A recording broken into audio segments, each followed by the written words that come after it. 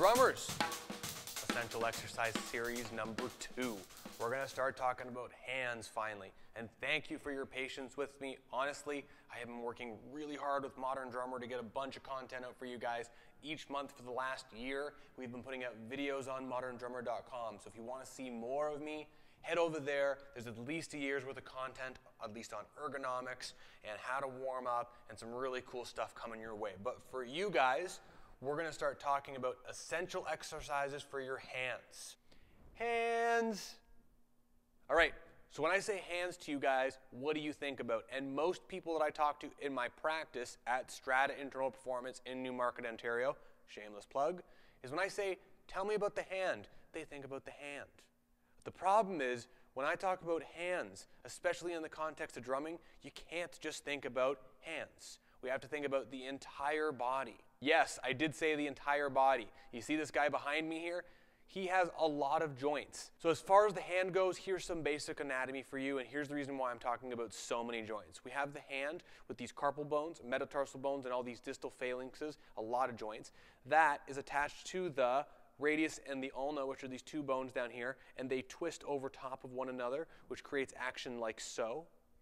And then that bone is attached to the humerus, which is the arm bone that everyone talks about, this bone up here, and it attaches up into something called the scapula. And the scapula and this create the glenohumeral joint. Now, the problem is from there, the glenohumeral joint attaches to the scapula, and the scapula attaches to the thoracic rib cage, and then the scapula attaches to the clavicle, and then the clavicle attaches to the sternum. And the sternum is the only bony attachment point for the hand to the spine. So that means that everything in that shoulder complex up over there, the shoulder, the arm, all of that is suspended and controlled by muscles. So when we're talking about strengthening your hands, we also have to consider strengthening your shoulders and your arm muscles. Now down the road, there was going to be a way more comprehensive series, but here is a great way to get kick-started with some exercises to help you get stronger and faster behind the drums. Why should you think about doing any exercises for your arms as it relates to your hands and drumming? It's a good question. At the end of the day, drumming comes down to your muscles. Our muscles produce all the fine, precise motions at all of our joints to help us articulate motions. And our muscles do that via producing force, which is a type of tension. So the better we are at generating tension and creating high amounts of tension and having control over the tension, the more precise that we can be on the drum set. It'll actually help you be more precise and have more dexterity behind the drum set. Who doesn't want that? One of the other benefits that we should consider is injury prevention. And if your muscles are better at producing mechanical force, they're also better at absorbing mechanical force, which means you are way less likely to get injured on this drum set, because every time you hit an instrument and it pushes back into you with reaction force, your muscles can absorb it. It means your joints won't. The stronger you are, the more mechanical force your muscles can produce, the less likely your joints are going to get injured, provided you are in a good ergonomical position behind the drum set. Check out the Modern Drummer Ergonomics series. Now, for these examples, I'm going to go down on the gym floor so I can show you them a little bit better. For all these exercises, I would suggest that you start with doing 1 to 2, maybe 3 sets depending on your physical experience, and aim somewhere between 8 and 15 repetitions, or that's the number of times that you move it.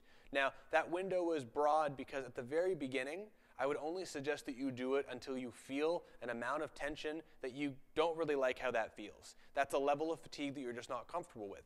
Don't push too hard into this at the beginning.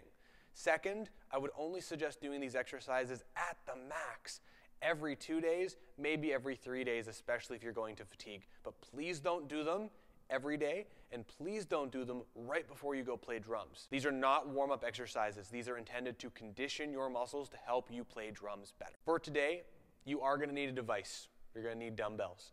And fortunately, the dumbbells that we're going to be using are going to be pretty light because most of the exercises are going to bias our finger and hand control with a little bit of arm and a little bit of shoulders. So you don't need heavy weights. The max you'll need is a 10 or 15 pound weight, but I would suggest just starting with a 5 to get things started. Fortunately, they're pretty inexpensive to buy.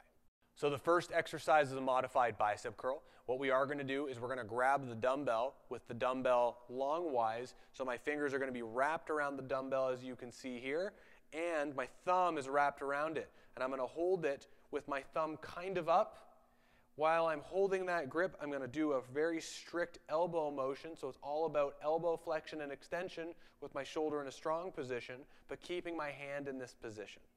Once my hand starts to fatigue and I feel some tension in my forearms that I don't necessarily like so much, I'm going to switch the dumbbell back to a normal grip and then perform a strict bicep curl. The second exercise that we're going to do is going to be a tricep extension exercise, and again, we're going to continue by holding the dumbbell the long wise. So what I'd like for you to do, this one's a little bit more challenging, I'd like for you to bend over, place your hand on something sturdy, and make sure your back is nice and straight. Then when you're there and your arm is straight, what I'd like for you to is hold that dumbbell long wise, and you're going to reach your arm out with the dumbbell long, and you're going to come back nice and slow. I would suggest performing one side at a time. You can do both sides at a time if you like, but like we described, and as you can see here, I want you to hold the dumbbell straight and firm. When your forearms or your triceps start to get tired, switch the dumbbell back to a regular grip and perform a strict tricep extension. Please remember, don't let any other part of your body move except for the elbow joint in this case. The third exercise is, again, holding the dumbbell long wise, but what you're going to do this time is you're going to reach out in front of you and perform a front raise. This is a shoulder exercise traditionally, but since we've added the extra long dumbbell and there's a ton of torque, your forearms are going to work quite hard in tandem with your upper arm muscles and your shoulder muscles. The goal of this exercise is to stimulate your forearm muscles with your shoulders. Have them work together. Once again, once you start to experience some level of fatigue, if you really want to be advanced and push the conditioning, grab the dumbbell normally and then continue to raise out in front of you. The sister to the previous exercise is doing the same thing with the dumbbell long, and you're going to reach out to the side and come back nice and slow. You'll probably have noticed that all the exercises I've suggested for today have the dumbbell being held the long way, which yes, is a bit atypical, but it does involve you working your grip strength and your extensors all together. You should feel both the inside of your forearm and the outside of your forearm contracting when you're doing this, and whichever one you feel fatigue first is fine. The muscles that are likely to fatigue first are probably the ones that are less strong for you. Make sure you hold the dumbbell firm. For the side raise exercise, make sure you reach out nice and slow with a long arm, and if you're experiencing any discomfort, bring your arm slightly more in front.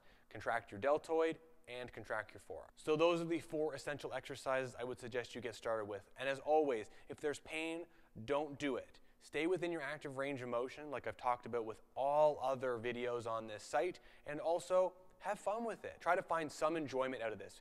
The great thing about this is as you get stronger and you have better force production, you're going to get faster at the drums. You're going to feel better. You're going to be able to hold bigger sticks if you really want to, and if not, those lighter sticks you've been using will go flying. All right, everybody, thank you so much for watching. This is the Essential Exercise Series for your hands. Again, these are just 4 movements that have worked well for me. There are literally hundreds of options that we have, but these 4 are a great starting point, especially if you're not familiar to resistance exercise. If you are, you can play with resistance bands and come up with all sorts of really cool torque profiles. But everybody, thank you again for watching. Tell me what you want to know more about. This is Brandon from Drum Mechanics and Strata Internal Performance. Thank you for watching. Stay healthy, drummers, and let me know what you think of these exercises. Hands, hands, hands.